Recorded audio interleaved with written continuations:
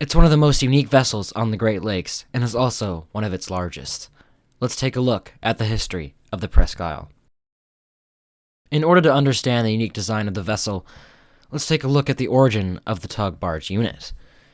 It was 1950 when naval architect George Sharp was tasked with designing a vessel for Cargo Carriers Incorporated, which was a subsidiary of Cargill. The company needed a vessel that could operate on the Great Lakes, the New York State Barge Canal, and the East Coast. So Sharp came up with something new. Borrowing from the concept of a towboat pushing a barge, he came up with a barge named G1, which featured a notched stern where a tug named Carport would slide in and push the barge. Together they operated as one singular vessel, but if needed the pair could split for maintenance repairs or if a barge exchange was needed. On top of that, the pilothouse in the tug featured a hydraulic lift, which could raise the pilothouse to give a clear view over the barge, or lower to fit under the bridges in the New York State Barge Canal. The ship could also carry liquid and dry bulk cargoes at the same time, as it had holds for bulk cargoes and side tanks for liquid cargoes. For increased maneuverability, the barge would have a propeller mounted in a tunnel under the waterline, which could operate transversely on either the port or starboard side. This would later lead to what we know now as bow thrusters. The second tug-barge combination came in 1963, when the Wilson Marine Transit Company converted its bulk carrier Horace S. Wilkinson into a barge and paired it with a tug. This decision was made in order to lower operating costs, as small companies on the Great Lakes were struggling to compete with large foreign and domestic companies after the St. Lawrence Seaway opened in 1959. The conversion also saved money, as a conversion cost $500,000 compared to what building a new ship would cost, which was $6 million at the time.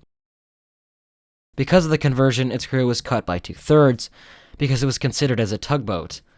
The tug-barge combination was named Wiltranco, but didn't last long due to being underpowered, and the tug not being well suited for the barge. The Wiltranco was laid up within the year. But in 1973, the third tug-barge unit would enter service on the Great Lakes. That unit would be named the Presque Isle. In 1962, plans were approved for a new massive lock at Sault Ste. Marie. At that time, the MacArthur Lock handled more than half of the traffic there. The MacArthur Lock had been built in 14 months, opening on July 11, 1943, after construction had begun in May of 1942. But the new lock would be 1,200 feet in length and 110 feet in width. This lock would replace the old pole lock and allow for much larger vessels to pass through. By 1968, the new pole lock would be completed and would formally be dedicated on June 26, 1969. The Philip R. Clark would be the first ship to pass through on that same day.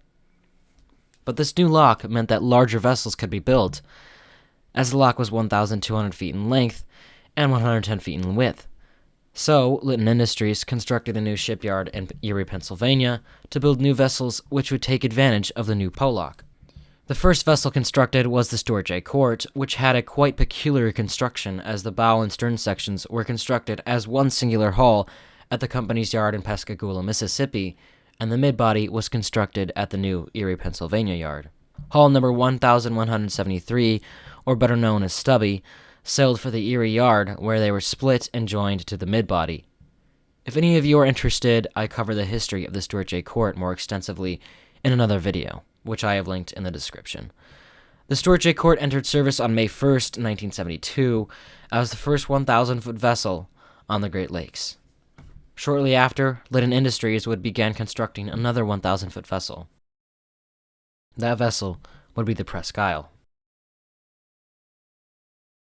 The vessel would be a self-unloading integrated tug-barge unit built for the Litton Industries Great Lakes Corporation. I think it's interesting to note that there are two pronunciations for Presque Isle. One is the French pronunciation, Presque Isle, and the other is the British Presque Isle. According to Michigan.gov, the community of Presque Isle uses the British pronunciation, while the county uses the French Presque Isle.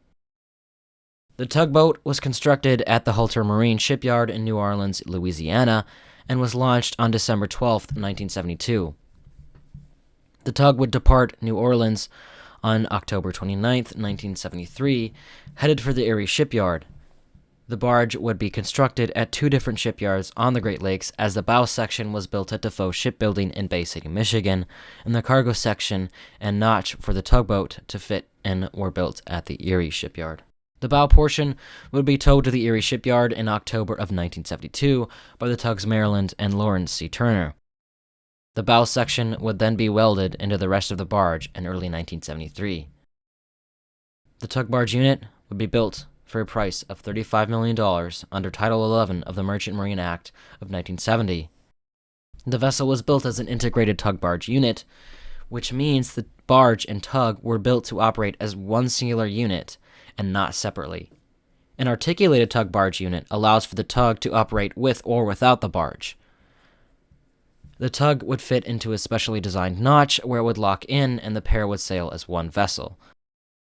The Presque Isle was also built to take advantage of the Coast Guard's manning requirements for a tug barge, but since the tug was not deemed seaworthy on its own, the Presque Isle would have to operate with a full-size crew like any other vessel. Another noteworthy feature was that the barge featured a transverse rotary elevator, the first and only 1,000-foot vessel on the lakes to have this unloading system. The pair entered service on December 16, 1973, as the second 1,000-foot vessel on the Great Lakes, and made her maiden voyage to Dew Harbors, Minnesota, to load iron ore for Gary, Indiana. Subsequent to discharging the cargo, the vessel would lay up for the winter.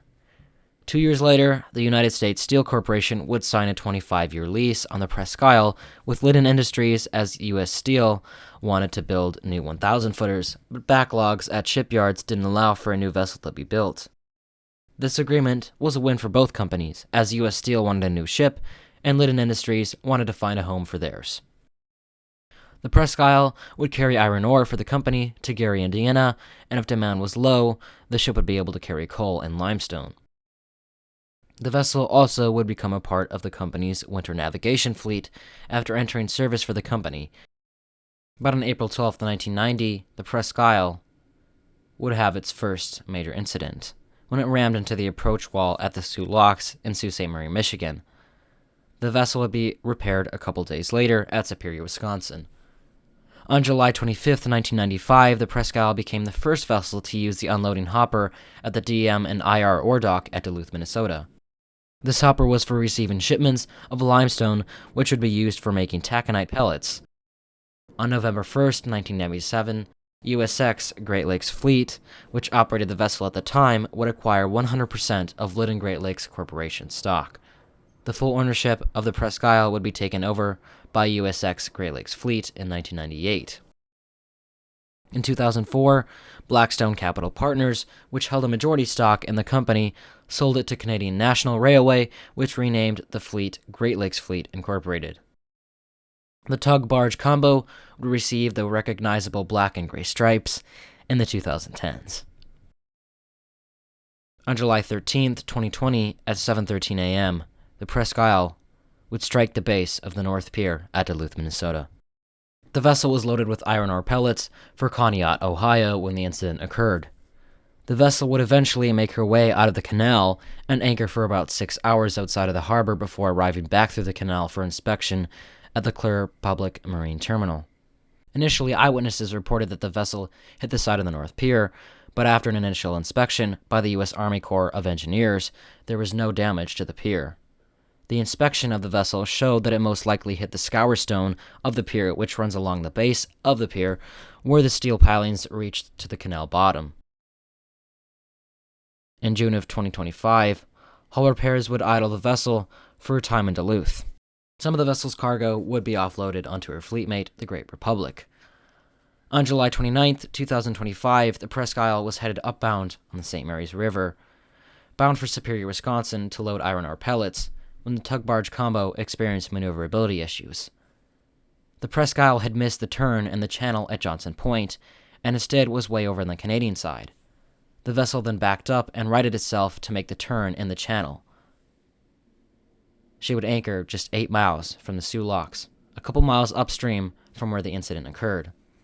The St. Mary's River would then be closed to upbound traffic as the Army Corps of Engineers surveyed the area. After the inspection, the river would open to upbound traffic again. After the Presque Isle anchored, the crew would discover that 20 gallons of hydraulic oil had been discharged from the vessel. In response, a spill boom would be placed around the stern of the vessel. There was a sheen visible on the river. The pollution would be contained, and the no-swimming advisory that had been present for the area around the vessel was lifted. On the evening of July 30th, the supply boat Ojibwe made a quite peculiar trip down the St. Mary's River to the Presque Isle. The next day, the supply boat would make another trip to the vessel with representatives from the American Bureau of Shipping. On August 2nd, the Presque Isle would leave her anchorage, escorted by the tug Nicolena, to detour Michigan, where the tug would head back to Sturgeon Bay, Wisconsin, and the Presque Isle would continue down Lake Huron to Toledo, Ohio. On Friday, September 20th, 2025, the vessel would depart Toledo and head for Erie, Pennsylvania for repairs. As of now, the Presque Isle continues to receive repairs there. When operating, the Presque Isle typically makes trips to Two Harbors, Minnesota to load iron ore pellets for Gary, Indiana. Anyway, subscribe for more videos like this, and I'll see you in the next one. Goodbye.